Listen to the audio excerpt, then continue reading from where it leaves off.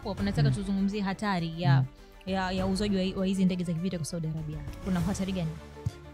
Hatari kubwa tunaenda kuiangalia kwa Saudi Arabia. Kwanza akishauzwa hizi ndege, hatari ya moja kwa moja haipo, umeelewa? Lakini wao wenyewe kwanza watavunja hii kanuni kwamba ya kumfanya Israel awe na nguvu Middle East, kwa sababu F-35 ndio ndege ambazo zinategemewa na Israel kwenye kufanya surprising attack au accuracy attack au mashambulizi yaliyo sahihi, kwa sababu hizi ndege kitu cha kwanza ambacho kinacho inaweza ikashambulia adui kwa usahihi kwa kutokea mbali. Mfano nakumbuka mashambulizi mengi ambayo Israel aliweza kuyafanya Iran, alikuwa anatumia hizi ndege kuweza kupenetrate air defense ya Iran.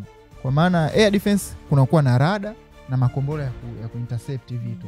Kwa mfano ndege za Israel zilivyokuwa zinajaribu kuingia labda kuvuka mpaka kuingia katika territory ya Iran au katika eneo la Iran, air defense inakuwa ni rahisi kudetect kwamba kuna ndege inakuja.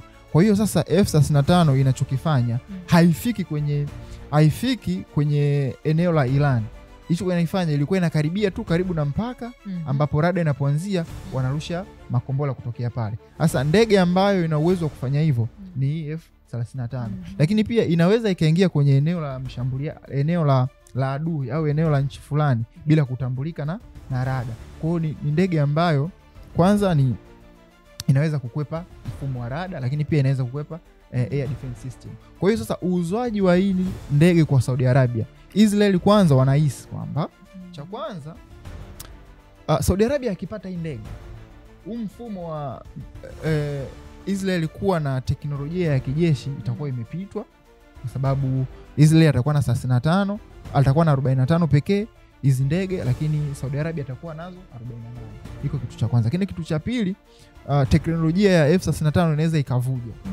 Unaelewa? Kwa sababu kwenye miongoni mwa ndege ambazo Marekani na washirika wake wanajivunia in terms of air domination ni hizi ndege F-35, kwa maana teknolojia yake haijavuja sana. Nchi zingine hawana hiyo teknolojia. Kwa hiyo Saudi Arabia akipewa ile, umeelewa? Akishapewa ile ndege, cha kwanza kinachoweza kutokea wanahisi kwamba inaweza ikavuja.